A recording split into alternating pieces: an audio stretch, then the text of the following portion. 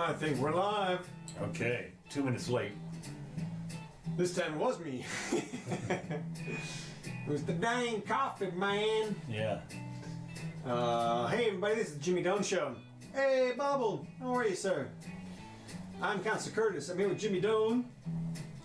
Today is the 27th of February. Short month. Yep. 2019. And we do this twice a week these days. It's 4 o'clock, Wednesdays and Sundays. Also, you can find us over on YouTube right afterward with a nice time-stamped copy. So, for your convenience. So what is happening today, Dr. Doane? Okay, I will tell you. I got two announcements to make before we get started on the stuff. Okay. Okay. One is I've been binging on West Wing. Yeah, you said that? Uh-huh. Oh no, but I'm up to season 2, episode 12. Okay. A prescient. Let me tell you, this episode was written like 20 years ago. Okay. It could have been written yesterday. It's about unbelievable. Well, no, it has to do with visit in Hanoi or something? Or? No, not quite. But I mean, it has to do with the climate change. It has to do with a lot of the things that are on the. I should have made a list of them, but they had like 3 different things. One is drug war, climate change, and Social Security. So I don't suppose they gave a timeline in the climate change argument, did they? No, but they said it had to be done now. And this episode was written in like 1999 or 2000. I forget what it was. Okay, we're talking almost 20 years ago. This could have been written yesterday. Okay. And it's just fascinating because remember in the West Wing it's Martin Sheen is kind of a liberal left-wing-ish president, Democrat.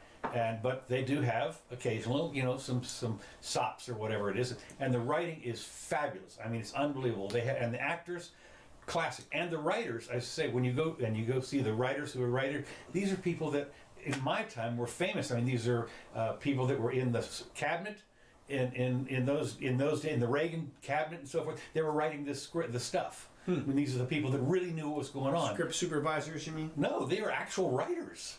I mean, so when you see the people, Marvin Fitzwater and some other people that were high up, that were administration people kind of stuff, besides Alan Sorkin and some of the other people that are just good writers anyway. Yeah.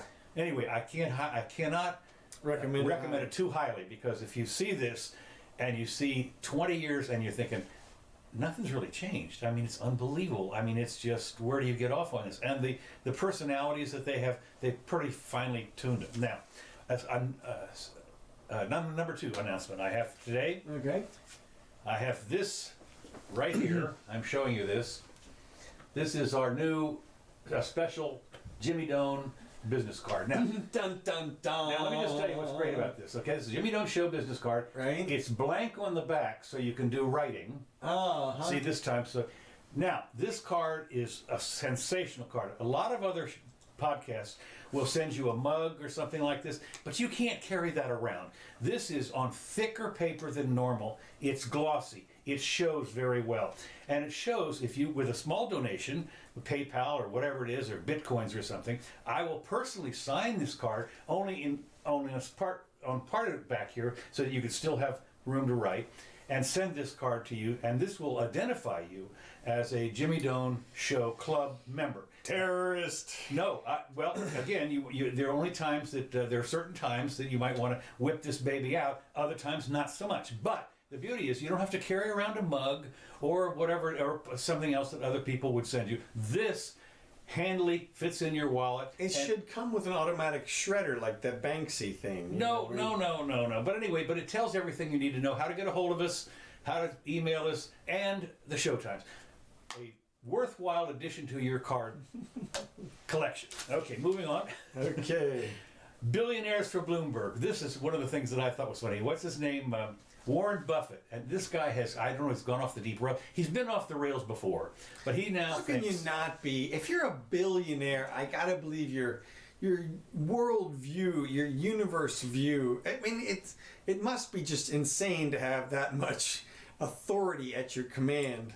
Well, the thing about it is, this billionaire wants to support I guess with a campaign contribution to somebody who absolutely doesn't need it.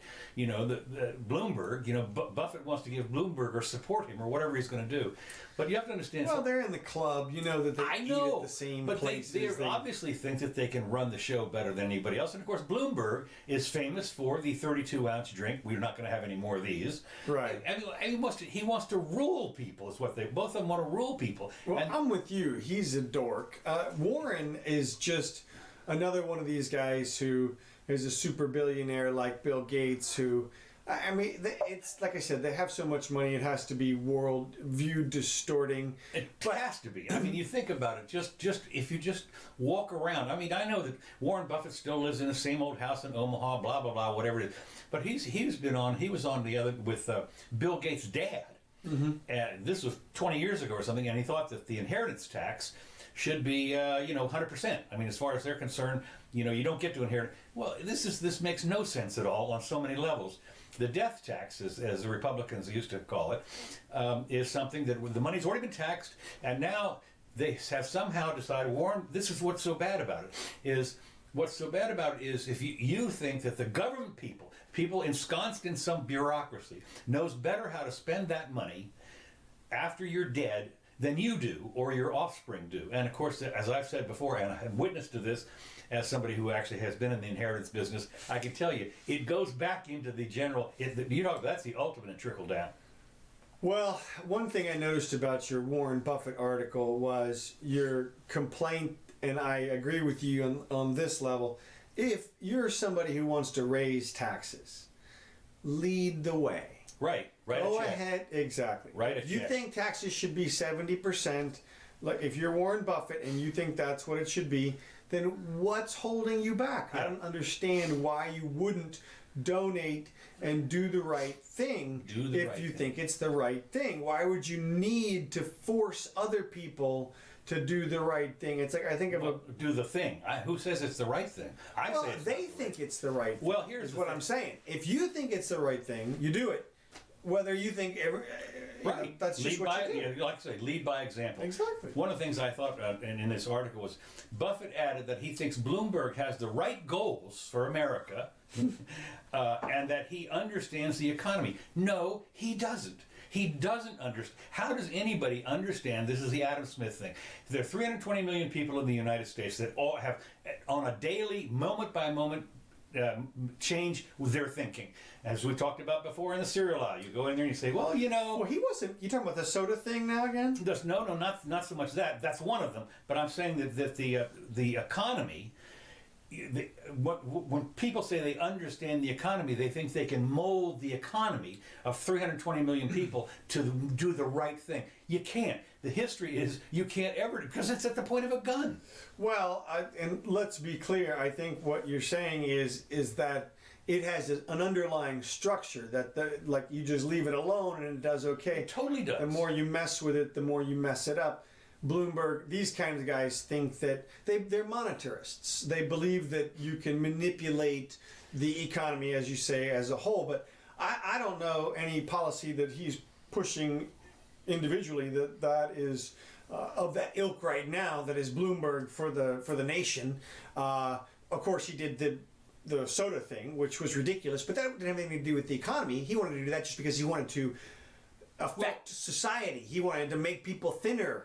He thought this was going to do it. He was going to force them into it. That's right. By cutting down on their soda intake. Mm-hmm. Yeah, and as if we couldn't buy two 16 ounces instead of a 32. Well, it's more inconvenient. Whatever he was going to do, he's putting walls up, and in that little tiny area, he's like. Here's the deal. I think what you should do probably is like stepdad or something like. Well, no. Here's what you do. You regiment. Besides the soda sizes. You make sure that anything that's high calorie is also smaller. Mm-hmm. So now you don't have a quarter pounder anymore. You've got an eighth pounder, mm-hmm. and that you sell. And also every morning we have to have exercise. We have walking around, and it's kind of like when you see the Chinese people doing this stuff in the morning. This is mandatory now. I'm waiting for somebody to get out and propose that. But we'll see. Well, there was one, actually, it was interesting. There was a place here in the United States where they were doing it, and they stopped it because it was on public. I forget what the reason was, but they basically said you can't do that here. I thought it was interesting, some particular thing. Anyway, so what I like is what a lot of people say. The liberals, like Chico Marx, ask, "You going to believe me or what you see?" And of course, that's what they're saying is that I know what's right, and you're looking around and you're saying, but you don't. I mean, the history of messing with my economy is not really good, and it's going to come down on people that have no power. I mean, well, what's Bloomberg's record up in his area up there from a... I have to look it up. I would imagine that he's on the side of Cuomo, who is a liberal governor of New York. Mm-hmm. But we'll have to see. I did not pull down his quote platform because he's not running yet. I don't think. Okay. He hasn't really announced, but Buffett thinks it would be just great to have a fellow billionaire. Well, look, exactly. Look, I think that is just because he probably sees that guy at the country club. Right. When they seat the two tables, those are the two guys you sit. Okay, one of them's not going to be like, oh, look, it's the other guy or whatever. The fact is, if you're a sub-billionaire, they tell you to get out. Oh yeah, you're in the other part of the restaurant. Yeah, you're right. You got a B next to your name. That's right. That's right. Upper level or whatever. So anyway, I thought that was interesting that the Billionaires Club has decided to rule us because they're not going to lose any money on this. You can bet. And I think that they good luck. Yeah, well, we got together on my Gulfstream 9 or whatever the hell it was and hashed this out. Mm-hmm. So we'll see. Well, and where is he going to run? In the Democratic Party as an old white rich guy? Oh yeah.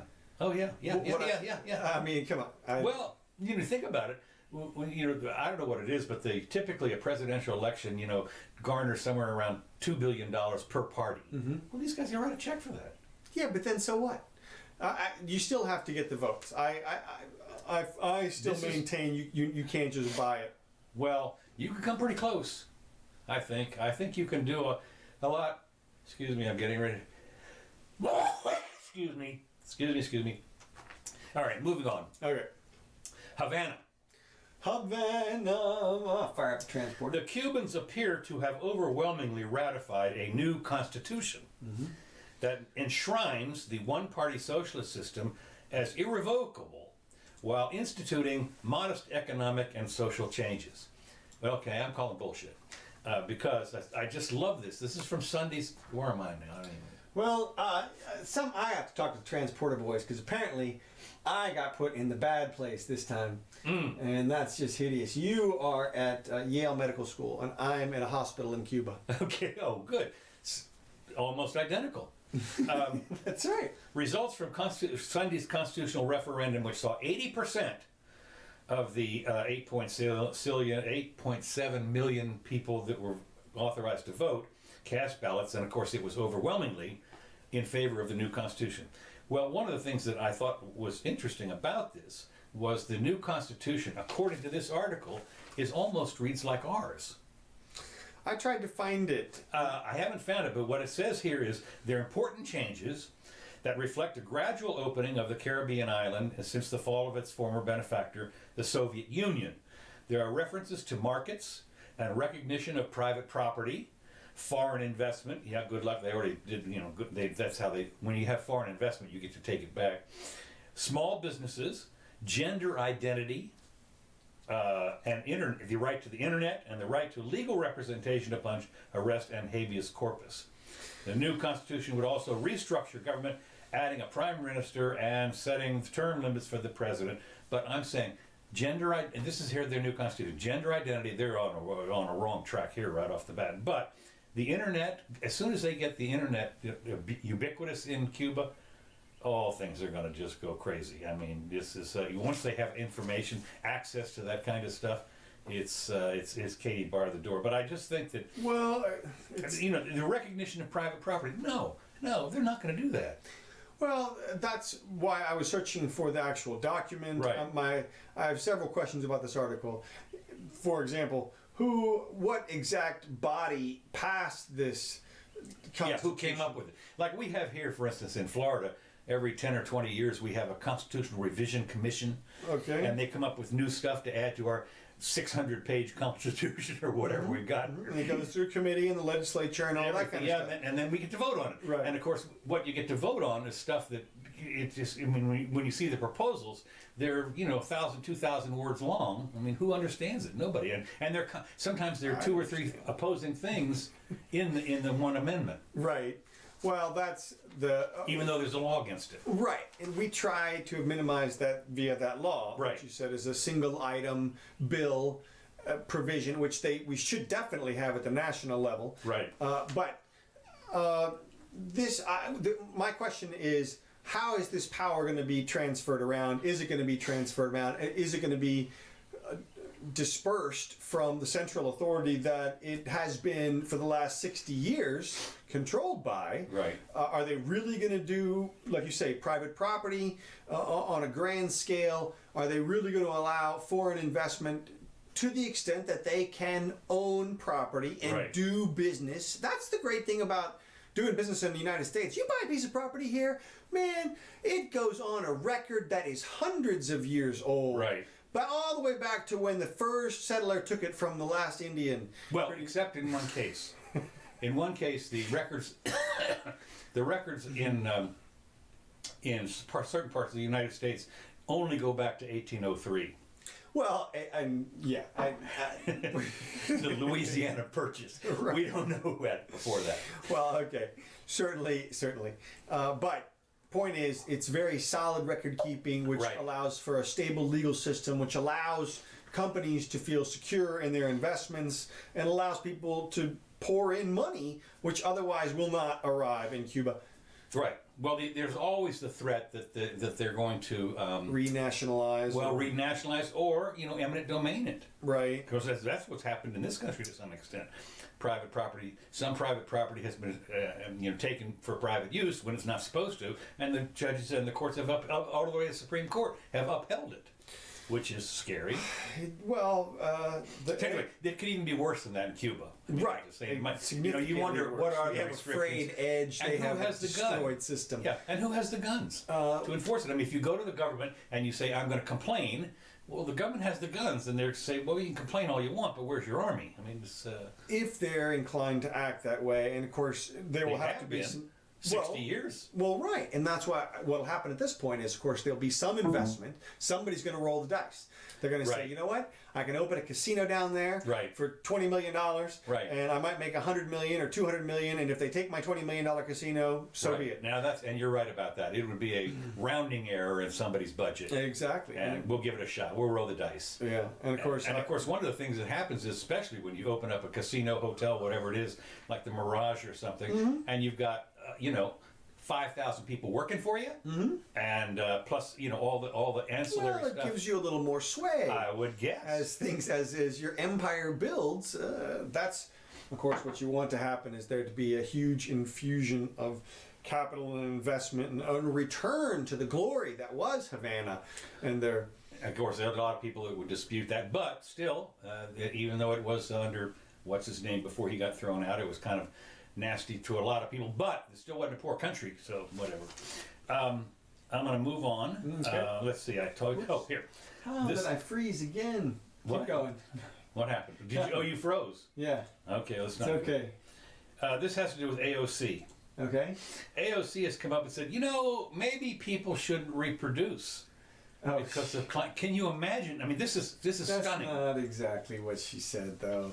She said maybe she qualified. Well, look, my read of the entire statement was that she was abhorring the current conditions, and she was implying that people might determine that the conditions are so bad that they can't even consider having a child right now. Okay. In other words, she was lamenting.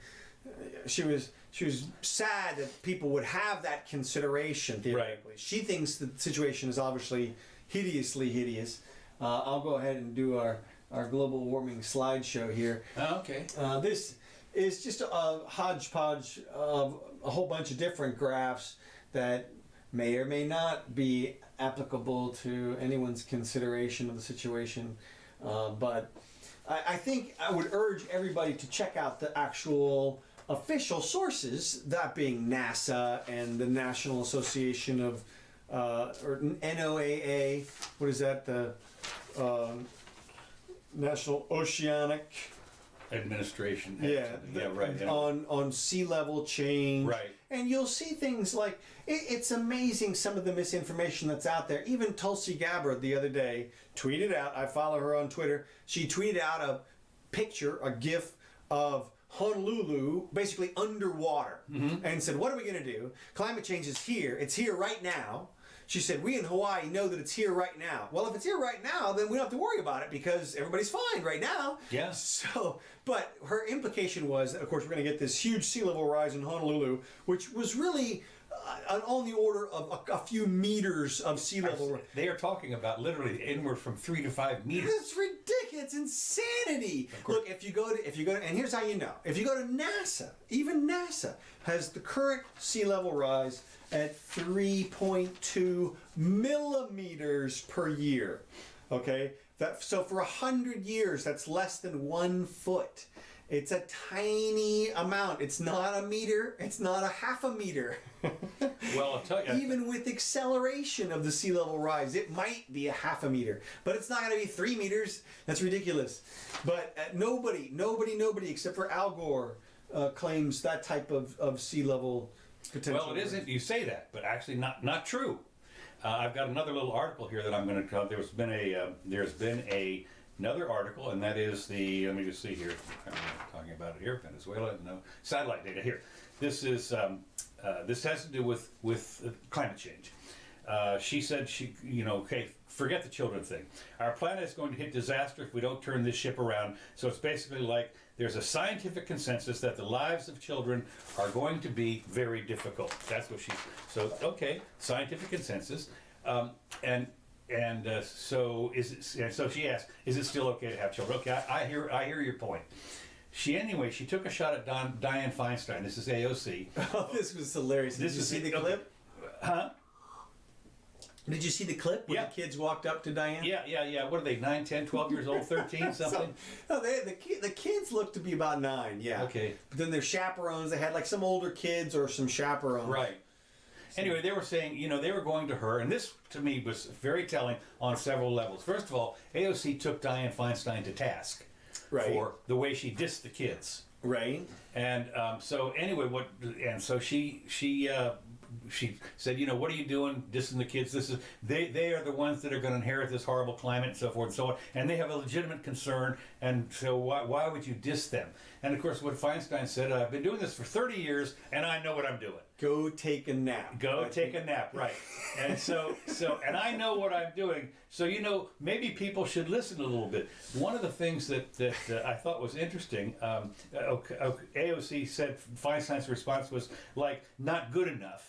And I were reminded of Mr. Holland's Opus, one of the great movies of time, and it had to do with this fellow, great actor, I forget exactly who it was. It was Richard Dreyfuss. Richard Dreyfuss, exactly right. He was Mr. Holland, and he was a music teacher in a school, and it was literally I cried at the end of this thing because it was that good. It was that good.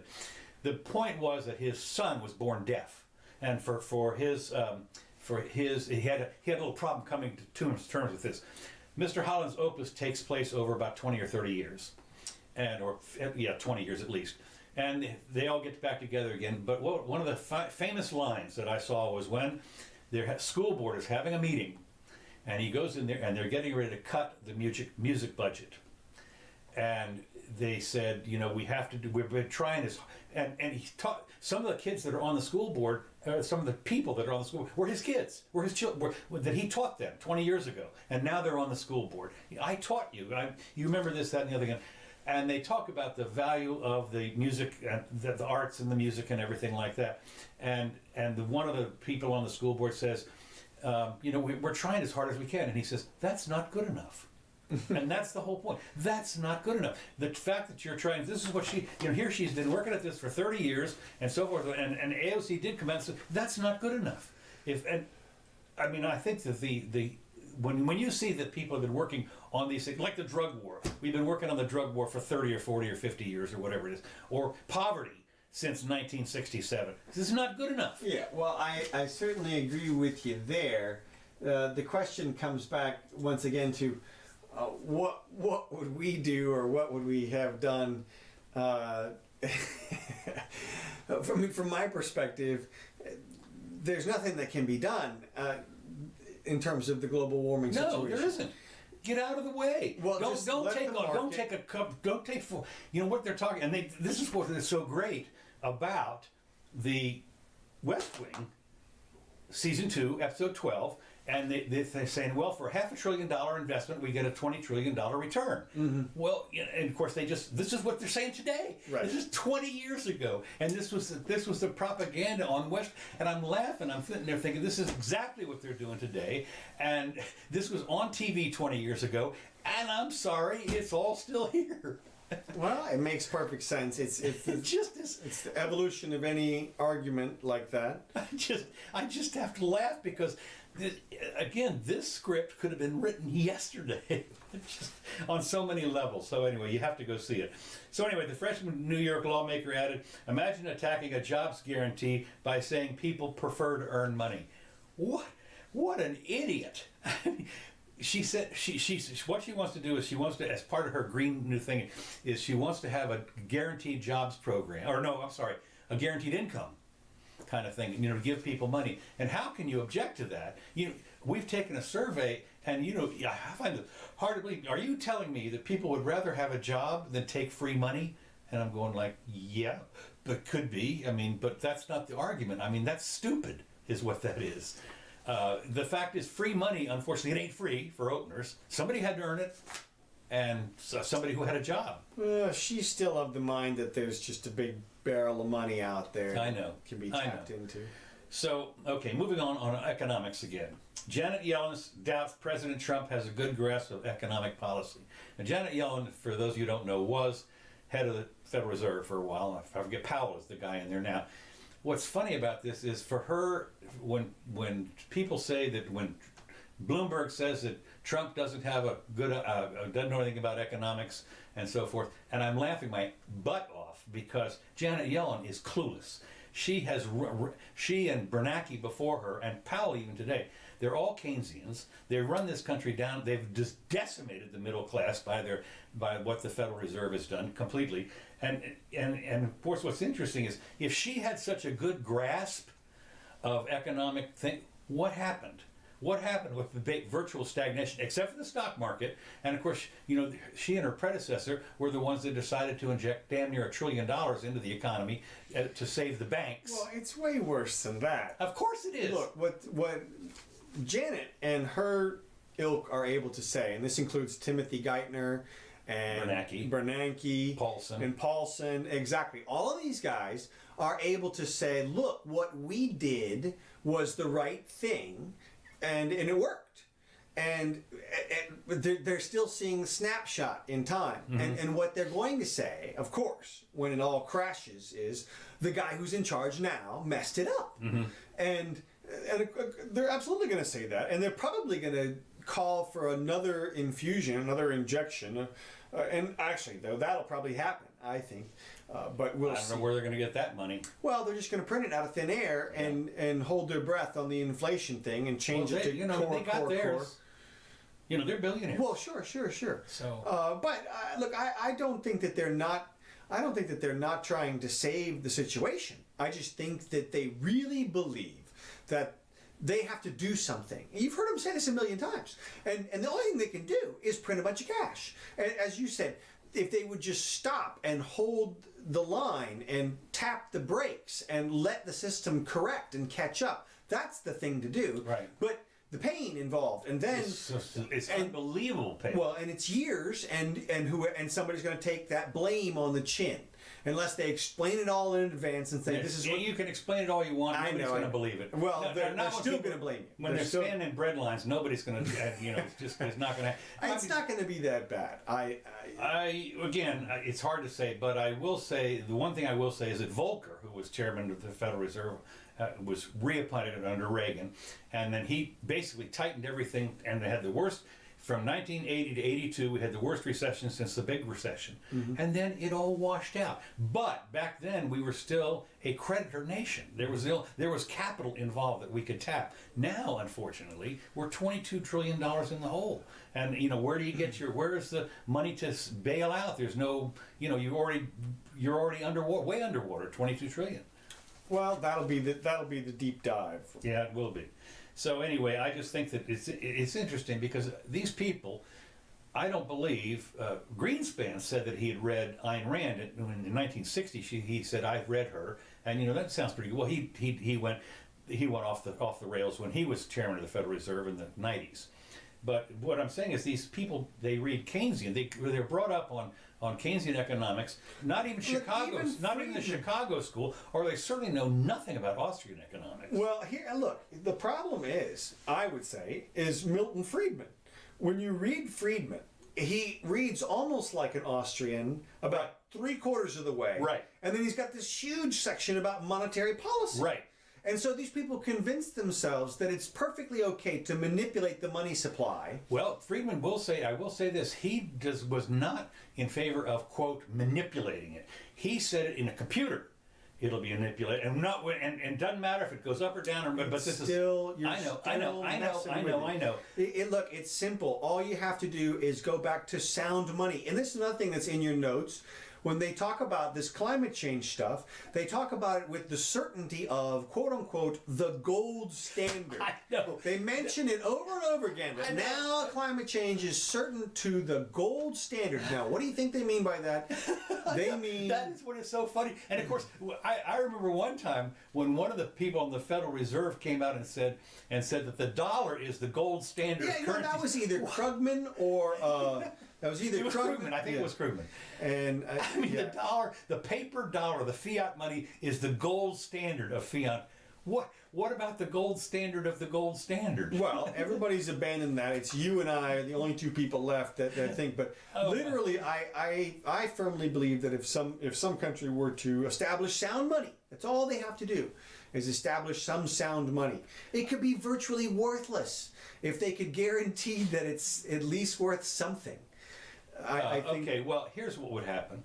Let's say, for instance, that some country decided that their currency, whatever you want to call it, we're going to call it the gold something or another. Right. It's just going to be the currency. Right. And they're going to make their pieces of paper redeemable, 100% redeemable, as it was in this country, Right. in a certain number of grams of gold. Right. No matter what. Right. And the price is whatever the price is. Right. They would be invaded. They'd be invaded. The armies would come across there and say, you can't do it. No, I am not wrong on this. Why would they? They'd be like, hell no. Yeah. You're stealing our business. Right, exactly. No, I'm telling you. Cut The armies in on would our march territory. across. I kid you not. Armies would march across the borders and say, this is our turf.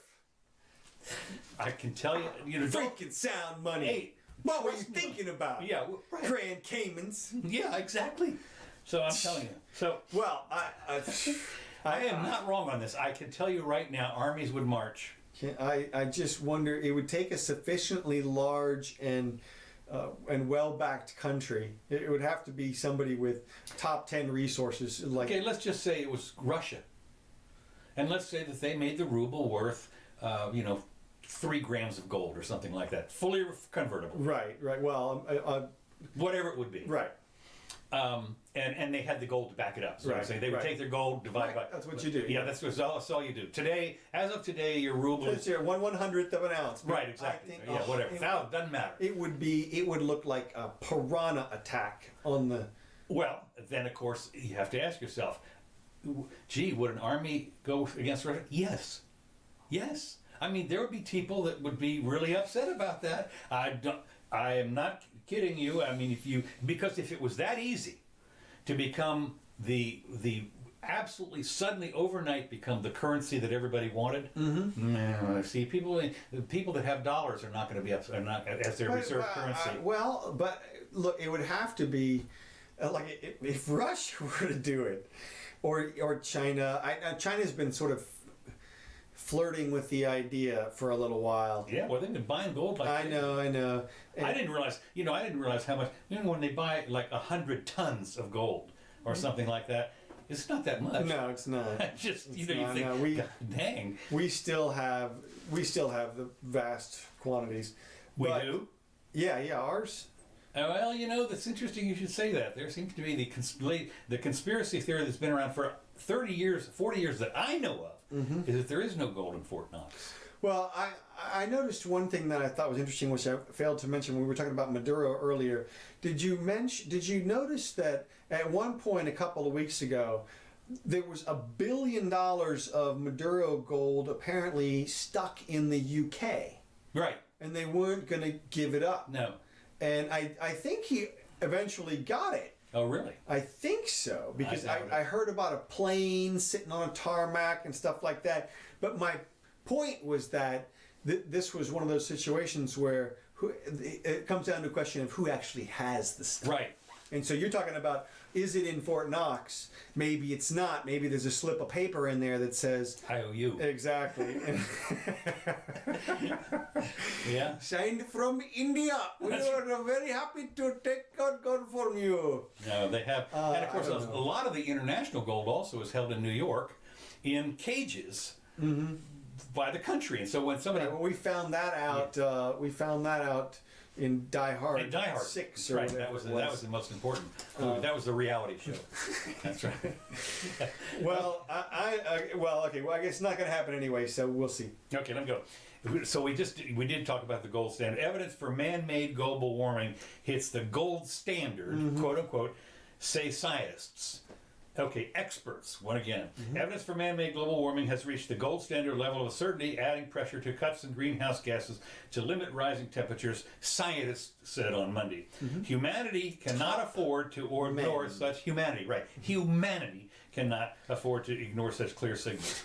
And so this is the U.S.-led team in the Journal of Nature Climate Change of satellite measurements rising temperatures over the past 40 years. What they said is that it's reached what they call a 5 sigma level. Now, for those of you who are in statistics, apparently that's way 5 out on the standard tail. deviations. Yeah, well, what's interesting is I thought one of the things that I thought was interesting about this is later on in the article, they're talking about mainstream scientists said the burning of fossil. 62% of Americans have been taught that we're doomed. 2 or 3 sets of satellite data were used in 2005, and now in 2016, more satellite data has confirmed all of this stuff. And so the IPCC, whom we've talked about previously, which as far as I'm concerned are a bunch of, I don't know who they are. I mean, this is... Even they don't predict more than a meter's worth of sea level rise. Not only that, concluded that it's extremely likely, or at least 95% probable that human blah, blah, blah. Well, I don't know about, but 95% is 1 standard deviation. I think it is. It's pretty much. I think that's what it is. I think it's 1 standard. It's not 5 sigma or whatever you call no, it. heck no. No, 95% is believe it or not, that's I forget what the exact formula is. Students T or whatever. No, that's for small samples. But whatever it is, however they do that on the distribution. But I think 95% is only 1 standard deviation. Well, yeah, it's something close to that. Yeah. What I think 2 is 98 point something.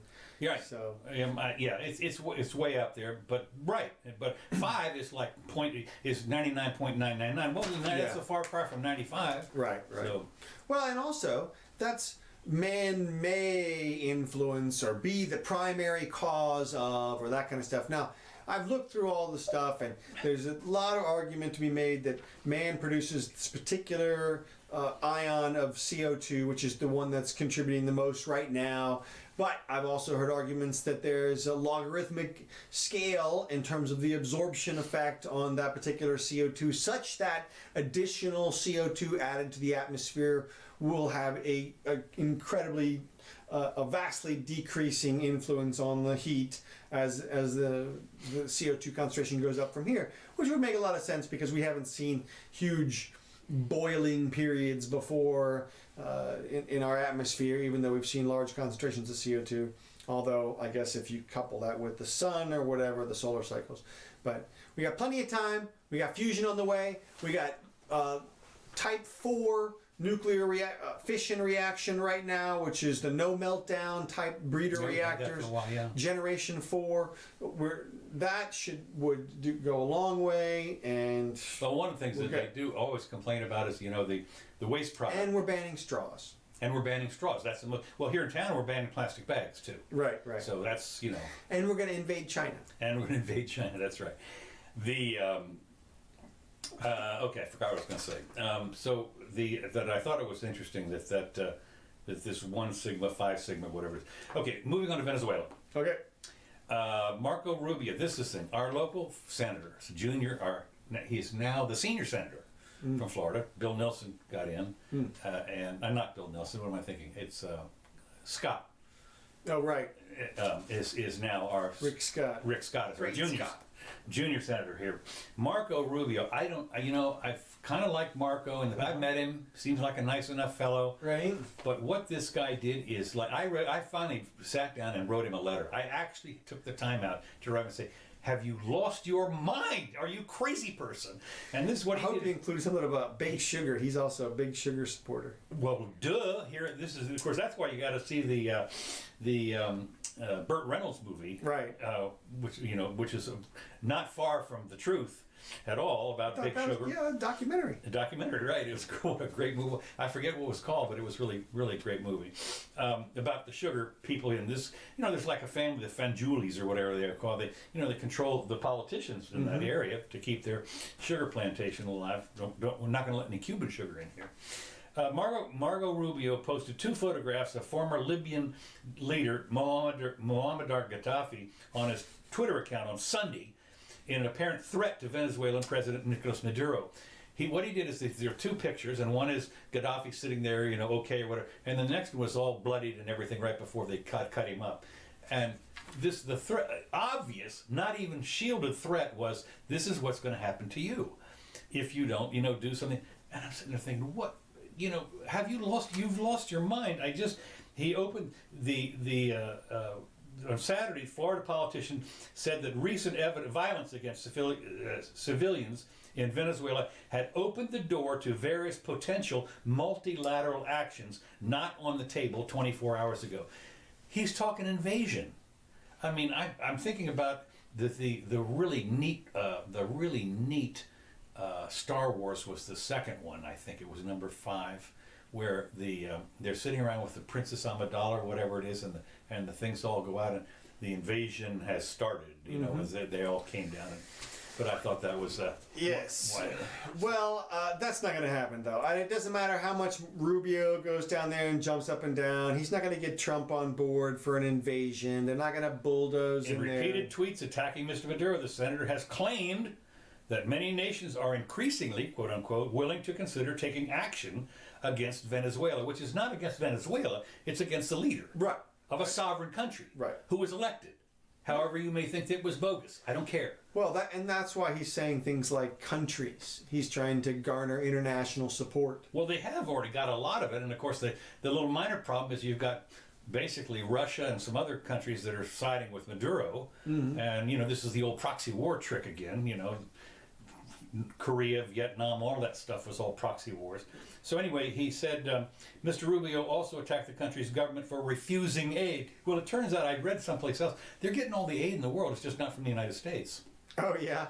Yeah, apparently there's quite a bit of propaganda. Yeah, no, really, you have to research this. Apparently they're getting voluminous amounts of aid, and of course, they're still under. The other thing I just read is he was having a press conference, and somebody showed him a picture of some Venezuelans eating out of a garbage can. Well, they arrested that guy. Yeah. And, chunked him out or whatever. But still, apparently he is getting aid from other countries. I don't know.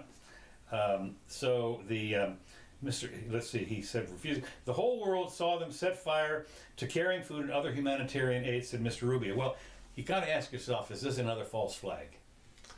Okay. Here's this big truck going up in flames, and here's the picture, and this is the blowing up of the battleship Maine. This is the Tonkin Gulf, whatever the hell it is. I mean, and I'm asking myself, we have a history of false flags. Every country does. Every country has a history of false flags. I mean, you always want to start a war with the other guy doing it first. So Well, and blowing up the humanitarian aid seems to be Yeah. a recurring theme as well. Yeah. Remember the Israeli boat, the Palestinian boat. Right. That Well, one time, and then of course there was one. Yeah. I mean, all this stuff when you look at it, and It's the civilians. well, The Lusitania. right. Well, that's right. I mean, you look at all the movies that have come out. I was thinking about, for instance, about Lawrence of Arabia, because it was They were trying to kill us, but now they're really trying to kill us. right. That's right. Now we're really going to be. I'm writing him another letter, a stern letter this time. But I remember when Lawrence of Arabia, towards the end of the movie, he comes in, and they've been promised all this stuff, and the politician just sits there, just lies, and says, "Well, it's politics. You don't understand. This is the way he'd been. They just completely dissed the guy. I mean, he'd fought tooth and nail to do all this stuff." Anyway, that was a good movie. Okay, moving along. The 2020 Democrats are trying to redefine the idea of reparations. We talked a little bit about this, about Elizabeth Warren has now decided to go on the side of the Indians, because she is one. And Senator... She got kind of tricked into that. God, are you kidding? Kamala Harris of California recently told a radio show host that the idea of reparations should be considered in the face of economic inequality. And one of the things that they speak approvingly, and of course, when you ask yourself about reparations, it's simply a grab. There's no trickle down economics here. I grab money from this guy over here who's got money, and I hand it to this guy who's going to vote for me. That's reparations. It doesn't matter that if your ancestors came in from Norway last week, they get to pay, or became a citizen last week. Well, that really is the question: is how do you determine who? You don't. Well, of course you don't. But even in theory, you have to ask, if somebody's floating the theory, my first question is, all right, who are we talking about paying and who are we talking about receiving? And so if we're talking about, and this is a big question that we have to ask ourselves, as I floated last week, I said, listen, we don't want a system where you look back further than the people who are still living. And I'll tell you why you don't want. Imagine we start considering reparations. What are we really talking about? We're talking about harms that are visited upon one group by another group, right? Mm-hmm. Well, if we're going to start doing that, then you have to ask yourself, well, did anybody in your ancestry commit a crime which has not been properly... Black sheep? Yeah, well, just, was there a murder that was committed that there could be some restitution paid? And so then we start to get into the situation where everybody is responsible for all the misfeasance and malfeasance of all of their ancestors. It's ridiculous. And of course, Of course, it's ridiculous. This is political. Well, this is political and of crap. course, you're a mathematician. How many levels do you have to go back before we're all related Right. in a way that's completely six degrees of separation. and before it's completely indistinguishable in terms Well, of not only that, what if you percentages is you're Indian, here you are, a full-blooded whatever it is, Indian or something, and you've got this multi-billion-dollar casino up in Michigan or someplace. Do you have to pay reparations? Well, to I Indians? think if you had a white ancestor, if you're, let's say you're 124th white. there you go. Well, and if that white was a slave owner, that's what I'm getting at. Is what? Okay, it just gets, the calculations become ridiculous. Again, we get into complex analysis, which is the same thing with the climate situation. There are just far too many variables to consider. Over 100-year period. It's the insanity of that. But it's right here on the graph. Right. I just did a model of this. Right. Yeah. It's a very powerful computer too. Right. Yeah. Me too. It's an Apple II. I figured. Yeah. That's it. I did it on my Nintendo. That's right. And no, that's not happening. And neither is the reparations thing. But I would expect some people to try to get some mileage, but I don't know how much mileage you're going to get out of that kind of issue. Well, really. they did confront Bernie on this, and Bernie gave At the end of the day, the African American population is 12%. Right. So, well, but of course, there's also the other people that have been harmed. How about the Irish population? Well, that's what I'm getting at. Is it? I mean, and then the Indians, as we talked about before, the Native Americans. But the deal is that I thought was funny. They decided to corral Bernie, and they got him. And he gave, God, he's really good at this, having been in politics all his life. He gave the non-answer answer. It was just right. They asked him about what, socialism? something like that. He said he did. When asked by a black woman at a CNN town hall meeting Monday night for his position on reparations, Senator Bernie Sanders did not say that he did or did not support them, but rather argued that inequality must be addressed. So, over here, and that was it, and they let him get away with it. So that was great. Okay, we are coming towards the end here. The one thing that is happening right now, as we speak, and aren't they a day ahead of us over in Hanoi? I think they're, isn't it like already Thursday or something? International Dateline. I think they're a day ahead of us over on that side of the Dateline. Anyway, so they're well on their way to do whatever Donald and Kim Jong-un or whatever are doing. In Vietnam, there's hope that North Korea will follow the model for economic success. That is to say, Vietnam. Of course, we've been at war with both countries. Okay, with North Vietnam and with Vietnam and with Korea, we've been at war. One of them is doing pretty well, and I would imagine that Kim Jong Un's going to probably maybe take a look at that and say, wait a minute, this same thing happened to me, and but why can't I have my casino on the water here, waterfront property, on a Trump Tower or anything like that? So we're going to see how that works. And of course, what happened was that Vietnam has normalized relations with the United States, and I don't know if I have shirts in my closet made in Vietnam, so it's and so the question is the U.S. the trade. What I thought was interesting, U.S. and Vietnam trade has skyrocketed from in 1995. Okay, this is like 24 years ago, $451 million to $54 billion. Woo! Yeah, I mean. Woo! 100 times. I mean, honest to God, 20 years. From 451 million to 54 billion in 2017. I mean, and you sit there. I don't care who you are. That can't be a bad thing. Well, no, that's got to be enticing. Hopefully, very seductive. I mean, all they have to do is walk around. Well, right, and look, let's face it, South Korea whoops ass on the international stage. Oh, yeah. In terms of technology and productivity. I mean, they are a Pareto optimal type of group. But my point now, though, is that Kim Jong-un can walk through a country that for 35, 40 years ago had the shit bombed out of it by B-52, Agent Orange, the whole deal. Right. I mean, and they still got kids out in the fields of getting their legs blown off by unexploded. But they're $54 billion trade with the United States. Yeah. I don't see how you can forget that. So that is significant. the last thing I've got here, this is very interesting, is that the Dutch seized 90,000 bottles of vodka bound for North Korea. And I thought, acting on a tip-off, Dutch authorities boarded a ship and seized 90,000 bottles of vodka they believe may have been headed to the North Korean regime. And of course, UN sanctions have forbidden luxury items. And I'm trying to think, I guess, is vodka a luxury item? I mean, it didn't used to be in Russia. I mean, it was a staple practically. It's made out of like potatoes or something. Mm-hmm. So anyway, they got a tip off and they suspected this. They boarded the ship. It was bound for China. And the container in question was found hidden beneath an airplane fuselage being transported by ship. Despite fears that the fuselage could be damaged, Dutch trade officials decided to extract the container, and where they found 90,000 bottles of vodka. And I guess this is civil forfeiture. Kim Jong, he was about to have a killer party. I mean, here's a guy. He's sitting there and he's thinking, wait a minute, that was my vodka. You can't do that. Yeah, that's too bad. That's too bad. Well, let's see if I've got anything. I don't really think. I think I had like one item. Don't forget. Oh, yes. You can get your card, your signed card, Jimmy Doane card, as a member of the club.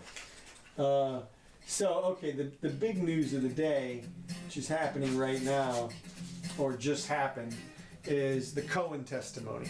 Yes. Oh, Cohen is testifying on. Oh my God. On Capitol Hill, and it's kind of interesting that they're doing this because at the end of the day, of course, he's already spent.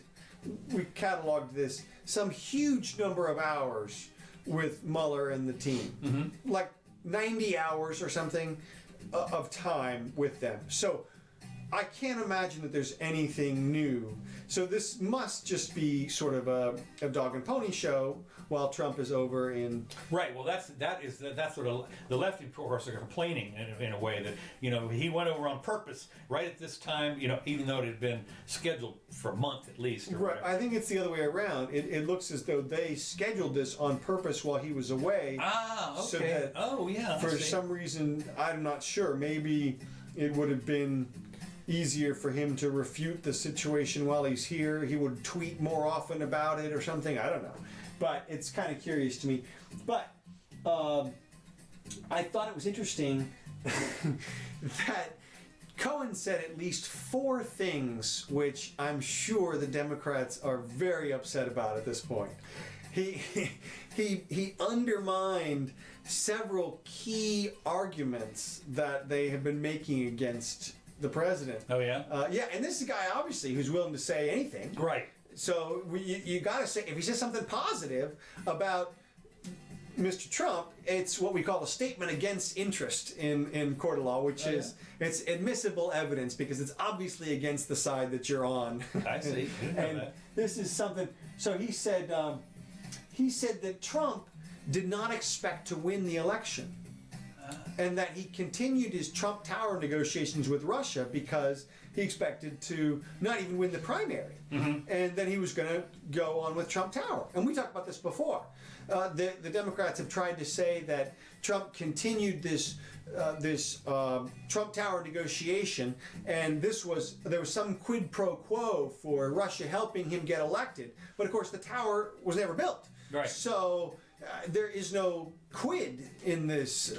No pro, no quid. Yeah, I mean, if the pro is him getting elected, then there's no quid in that there's no tower. Right. And what Cohen is saying is that there was no pro because he didn't even expect to get elected. So that's interesting. Also, Cohen says that he was in the same room when Stone called with the WikiLeaks information, and Trump put him on speakerphone. And this would indicate that Trump was not in any type of collusive situation with Stone and WikiLeaks about Hillary. Mm-hmm. So just one avenue they just closed off. Another thing, he says that Trump did not tell him to lie to Congress.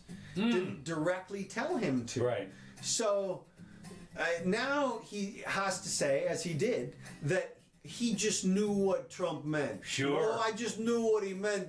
I knew he meant to go kill Caesar or whatever. It's like, oh, Jesus, man. Well, that was the same thing they used with the Khashoggi thing, with the murder. Was that, they said that the prince, whatever it was, basically probably talked to his henchmen and said, look, just shut this guy up. I don't care how you do it. Take care of it. Take care of it, right, that kind of thing. So, but then suddenly, guess what? So, he's trying to implicate it as directly ordering the murder. Whereas if this is what head people do, if you're head of a corporation or a country or anything, you say, take care of it, Well, maybe so. And it did sound as though Cohen was kind of telling the truth. The problem is he was a fixer. I know. So the point is though that he didn't say anything horribly negative. Right. At the end of the day, there's nothing in his testimony that. Well, the other thing was that he testified for like 2 days in front of closed session. Right, and he's got another committee to testify to after this as well. Oh, is that right? Another closed session as well. So, but again, as I said before, he's already spent 45 or 90 hours or whatever it is. Surely he's already spilled his guts all the way. So. Don't expect anything new out of that. But anyway, well, I guess that's it. So thank you all for tuning in. Let's see. We really appreciate it. Tell your friends and give us a like on wherever. That's right. Robert and Gene and Uncle John. Hope you guys had a little fun. We did. So. This track is by Kevin MacLeod. This is Happy Happy Game Show. Earlier you heard Cold Funk and Whiskey on the Mississippi. So thank you, Kevin MacLeod. This is Jimmy Doane Show. I'm Council Curtis. We'll be back Sunday at 4 o'clock with all of the weekend's news. Yeah, maybe we'll have an update on Cohen or something. Probably so. Probably so.